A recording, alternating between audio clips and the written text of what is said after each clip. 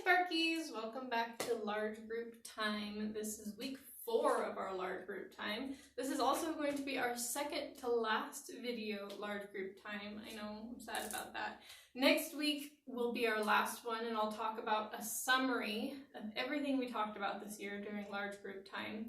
And then the week after that, we're going to do an awards ceremony, so that's pretty cool. I know it's going to be a little different than usual awards ceremonies in the past, and there's not much we can do about that right now. But we will have an award ceremony. We'll send out more details about that to your parents, and I may have more details next week to be able to tell you in our video lesson. But if you finished your book this year, that's great, wonderful, good job.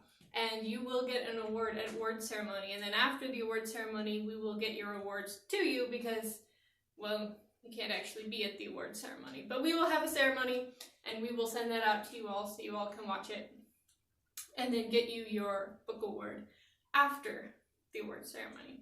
So if you haven't finished your book yet, I would highly encourage you to keep working on it, get it done in these next 2 weeks so you can get your award at the award ceremony or after the award ceremony. And then if you aren't able to finish your book this year, that's okay. We can also finish it up next year when we come back. But if you can, work hard and get it done in the next few weeks, and then we'll get you an award and announce you at the award ceremony. So more details about that to come soon. But today we are going to finish up our large group time lessons. So we've been talking about a lot of things, and I'll summarize it all next week. But today we're going to talk more about the Israelites. Remember the Israelites? How they were stuck in the desert? They're in here somewhere wandering around, a whole bunch of people. And last week we talked about how God provided for them with manna and quail, bread in the morning and meat in the evening so they could eat, and how they ate that for 40 years. Now, why did they eat it for 40 years? That's what we're going to talk about today. So back before all those 40 years, back when they were still just beginning to wander in the desert, they were going to go up to this place called Canaan, or as we know it today, Israel. Remember, God was preparing a land for them to go to so they could have their own nation and they could be their own people and they could make their own laws. And so he was preparing this place for them. And so while they were in the desert, Moses sent 12 guys up there. We'll count them off here. 1, 2, 3, 4, 5, 6, 7, 8, 9, 10, 11, 12. So he sent 12 guys up to Israel, or Canaan, to be spies. And their job was to go out and spy out the land and see what it looked like and see what kind of things were up there and how easy it would be to go up there. And it doesn't say in the Bible that God told Moses to do this. So I don't know if this was just kind of Moses' own idea, but it turned out to be a pretty bad idea. So I'm having a feeling that God didn't tell him to do this. He just did this on his own, when he probably shouldn't have done that. So these 12 guys, they traveled up to Israel and Canaan, and they started looking around, and they started checking out the land and the food and everything like that. And the Bible says the land of Canaan was a land that flowed with milk and honey. Now, does that mean milk and honey was just flowing through the land? Not exactly. It means that the land of Canaan had a lot of food, and it was very plentiful. There was lots of stuff growing, there was lots of food, and there was plenty for everybody. So it would be a good place for them to live and make their farms and feed their families. So God had provided this place for them that was beautiful, with lots of food for them to eat. And the men saw that when they were up there. They went up there and they looked out through the land, and they saw all this food and this good growing land and everything that they needed. And they even took some back with them. So they took some figs back with them and some grapes. Actually, it says the grapes. You know, normally a cluster of grapes is probably like about this big, right? When you get a cluster of grapes, you buy them at the grocery store, they're probably about that big. It says they cut down a cluster of grapes that was so big, they had to carry it on a pole between 2 guys. So you had 2 guys walking along, and they had to carry it on a pole in between them. That's how big this cluster of grapes was. It was so heavy that it took 2 guys to carry it. I can't even imagine a cluster of grapes that big. That would have been huge. But that's how big the food was, and that's how plentiful the food was in the land of Canaan. And so they had to bring these grapes back with them. It must have been quite a carry. Back to come when they came back to Moses to give their report. So they went and checked out the land, all 12 of them, and then came back to Moses to give their report. And the first thing they said was, it's a beautiful land. There is so much food. Look at these grapes we brought. Like, there is so much food. It would be wonderful for us to live here. But, then there was a but. They said, there's people up here. There's lots of people up here, and they're big people. They're really big, scary people, and I don't know if we can take the land. I mean, we're going to have to fight all these people, and it's going to be scary, and I don't know if we can do it. And at that point, the Bible says Caleb interrupted them, and he was like, no, we can take the land. We can do this. We can do this. I know we can. But these other 10 men, they kept saying, no, we can't do it. And there were 10 because there were 2. We'll just divide it here. We had 2 here. They were Caleb and Joshua. And Caleb and Joshua had gone with the men, and then they came back. And they were the only 2 that said, yes, we can do it. We can take the land. God will help us take the land. But these other 10 men, they said, no, we can't. There's too many big, scary people, and we might get hurt, and our kids might get hurt. And we just can't do this. So they were divided 10 to 2. Now, these 10 men had seen what God had done. God had rescued them out of Egypt. He took them through the Red Sea. He provided manna and quail in the wilderness. He did a lot more things in the wilderness for them than just manna and quail. He provided water for them and all sorts of other things. But these men were giving in to the fear that they saw these big, scary people, and they said, no, we can't do this.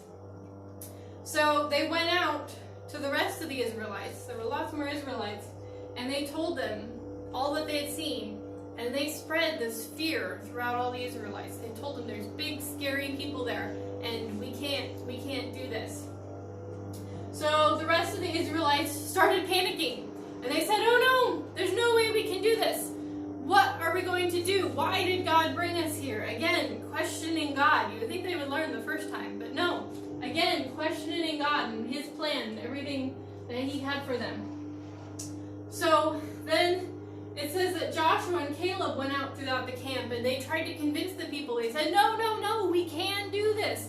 God has promised that He will bring us to this, and He will keep His promise, and He will help us get through this and fight off these people. But the people wouldn't listen to them. The Bible says they wanted to kill Joshua and Caleb because they were spreading this good report and saying that they could do it. But the people didn't want to believe them because they had listened to the fear that the other people had spread, and they no longer wanted to listen to the good report of Joshua and Caleb. And so they rebelled basically against God and said, no, we can't do this. And so Moses went up to talk with God, and God was like, when are these people going to listen to me and trust me? I've done so many things for them, and they keep on giving into the fear and not listening to me or obeying me. So I'm going to destroy them. And Moses, you're going to go in and you're going to make a new country. And you're going to take over Canaan, and I'll just build a whole nation through you. And Moses was like, no, you don't want to do that, God. Remember, you're a loving God, and you love your people, even though you're kind of mad at them right now. But you are going to forgive them because you are a loving God. And God said, yeah, you're right. I am going to forgive them. But there's going to be consequences because they chose to fear and to rebel against me. So those consequences are pretty severe.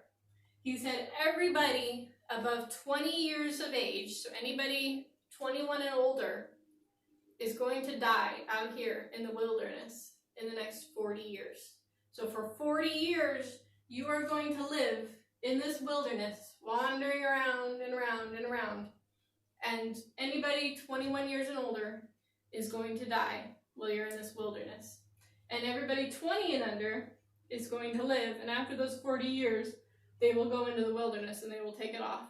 Because you were so scared that your children would get killed if you went in here and you tried to attack these guys, your children are going to be the ones who go up and take over the new country, and you, everybody 21 and older, is going to stay in the wilderness and die in the next 40 years. So, do you think the people liked that? No, they were not very happy about that, but God is God, and he had spoken. And so the people, the next day, they went to Moses and they said, hey, we're going to go take over Canaan now. We can do it. We know we can. We sinned, but now we've repented, and we're going to go take over Canaan because God told us to do that. And Moses said, no, actually, God didn't tell you to do that now. God told you you're going to stay in the wilderness for 40 years. So if you go out now, God's not going with you, and you won't succeed. But the people still didn't listen to Moses. And so they went up, and they started fighting, and they were completely defeated. And they had to come running back in disarray because the other guys had defeated them. And they couldn't go up and they couldn't take the country. And so they had to go back and they had to stay in the wilderness for 40 years, like God said, wandering around and around in the wilderness. And then after those 40 years, their descendants, remember the people 20 years and younger, they were able to go up and take over Canaan and Israel. And how they do that, we will talk about next year, because this is where we're going to leave off. This is where we're going to leave the Israelites. They were wandering around in the desert. We know they're going to get into Israel eventually, but how they do that, we will start talking about next year when we pick up the story again. So, one thing I think that was interesting we can learn from the Israelites is these 12 guys all went to Canaan. They all saw the same thing. They were all together, they all saw the same thing. And yet 10 of them chose to listen to fear and not to God. And they gave in to the fear. And 2 of them chose to trust God and say, yes, we can take this. God is with us. And so as we look at the world today, we're all seeing the same thing in the world today. And yet we can choose to either say, yes, I'm going to trust God and know that he's going to get us through this, or we can give into the fear and the scariness, and there might be consequences for that. But if we trust God and we stick with him, then he will provide. And actually, Caleb and Joshua, remember the 2 guys who said they trusted God? They were the only two people who were able to go up into Israel and Canaan. Out of everybody who was 21 and older, Joshua and Caleb were the only 2 who were able to go into Canaan. God said, because you trusted me, you're going to be able to do it. And actually, Joshua became the next leader and led them up into Canaan. And so God rewarded them for their faithfulness, and they were able to see the promised land. So something to remember and think about, especially in these crazy times this year. I hope you guys enjoyed the lesson. We'll see you again next week. Have a good week. Bye.